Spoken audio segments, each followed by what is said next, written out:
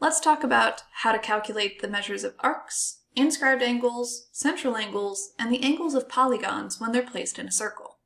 In our previous 3 videos, we learned about central angles and arcs. They're equal to each other. And we also learned that inscribed angles are equal to half of the arc that they intercept. We also learned that if you inscribe a triangle into a circle, and if one of the sides is the diameter, then that guarantees that the triangle is a right triangle. And we learned that if you're able to inscribe a quadrilateral into a circle, then that means that the pairs of opposite angles must be supplementary. So we're going to put all of that knowledge together to solve each of these problems. So let's take a look at our first example. We need to calculate the value of x, and I see a triangle has been inscribed in this circle, and that one of the 3 sides of that triangle is a diameter. That guarantees that triangle ABD is a right triangle, so I know that this angle must measure 90 degrees. I also know that triangles always add up to 180 degrees, or if it's a right triangle, you could shortcut that and say that the acute angles add up to 90. Either way, you would be able to calculate this missing angle measurement as 56 degrees. Now notice that angle ADB, this 56 degree angle that we just calculated, it's an inscribed angle because it's an angle whose vertex is on the circle. And AB is the arc that that inscribed angle intercepts. The measure of an inscribed angle is equal to half of the arc that it intercepts, so that must mean that arc AB is 102, which means x is 102. Let's try another one. I see that this inscribed angle is 28 degrees. EHF is inscribed because its vertex is a point on the circle. I also see this inscribed angle over here that intercepts the same arc. Arc EF is a common arc between angles EHF and EGF. So that means that these 2 angles must measure the same thing. This angle must also be 28 degrees. Now notice that triangle EFG has been inscribed in the circle, and one of its 3 sides is a diameter. That guarantees that this entire angle is 90 degrees. So I could solve for x by subtracting 90 and 28 from 180, or you could shortcut that using the corollary to the triangle sum theorem and just subtract 28 from 90. Either way, we find out that x equals 62. In our next example, we're given an inscribed angle measurement of 52 degrees. Angle KML is inscribed because its vertex is a point on the circle. And we know that the measure of the arc that an inscribed angle intercepts is double the measure of the inscribed angle. In other words, the measure of arc KL must be 104 degrees because its inscribed angle was 52 degrees.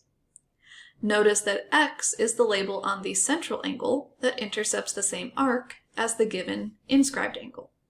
And we know that the measure of a central angle is equal to the measure of the arc that it intercepts. So that means that the measure of x must be 104 degrees. In our next example, I see an inscribed triangle with one of the sides being a diameter. That guarantees that this angle must be a right angle. This whole thing must be 90. And I know that part of it is 48, which means the other part of it must be 42. Notice that this 42 degree angle is an inscribed angle. Angle PRS is an inscribed angle, and PS is the arc that it intercepts. So I can double the measure of my inscribed angle to figure out the measure of the arc that it intercepts, which means that x must be 84 degrees. In our next problem, we're trying to calculate x, which is the measure of inscribed angle UWV. That angle intercepts this arc, UV, so if I could somehow figure out the measure of that arc, then I would know that x is half of it. Well, what I was given is the measure of this central angle. It's 124 degrees. I notice that it forms a linear pair with angle UYV. So if this is 124, then this must be 56 because that's what you add to 124 to get to a total of 180. This 56 degree angle is the central angle with an arc of UV, and we know that arcs and central angles are equal, so arc UV must be 56 degrees. Now I can solve for x because it's an inscribed angle that intercepts this 56 degree arc, and inscribed angles are equal to half of the arc that they intercept, so x must be 28 degrees.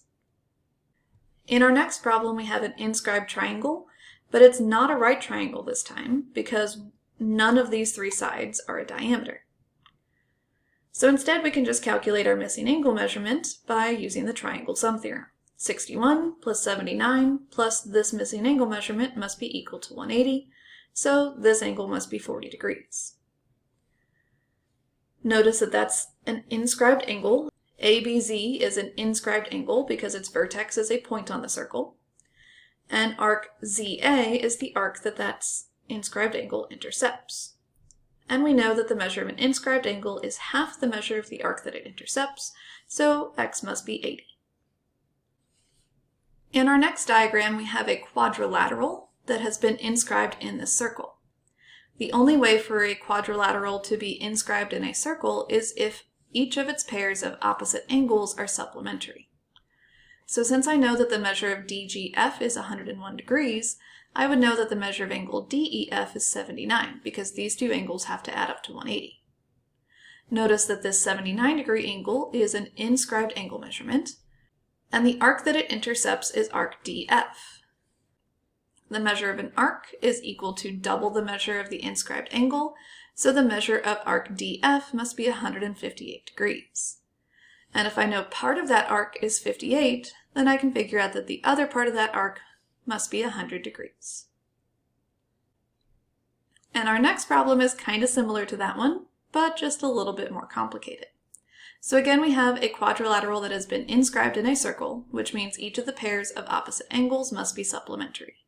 So this angle must be 113, and this angle must be 82. That way both pairs of opposite angles add up to 180. Notice that the first angle that we calculated, the 113-degree angle, is an inscribed angle, and the arc that it intercepts is Lij. So I can double the measure of 113 degrees to figure out that the measure of this major arc is 226 degrees. And I can do something similar with this 98-degree angle measurement. It's also an inscribed angle. So I can double it to figure out that the measure of this major arc, IJK, must be 196 degrees. So since I know that this whole blue arc is 226, and part of it's 128, I can subtract those two numbers to figure out the measure of arc Li. And then I can do something similar, knowing that this whole purple arc is 196 degrees, and part of it is 128. I can subtract these two numbers to figure out the measure of arc JK. So 226 minus 128 gives me an answer of 98 degrees for the measure of arc Li, and then 196 minus 128 gives me a measure of 68 degrees for the measure of arc JK. Now I can use the fact that the sum of all of the arcs of a circle adds up to 360 to figure out x. X plus 98 plus 128 plus 68 gives me 360, which means x must be 66 degrees. And that's all you need to know about central angles, inscribed angles, arc measures, and inscribing polygons into a circle. In our next lesson, we're going to learn how to calculate the lengths of chords, diameters, radii, and tangents.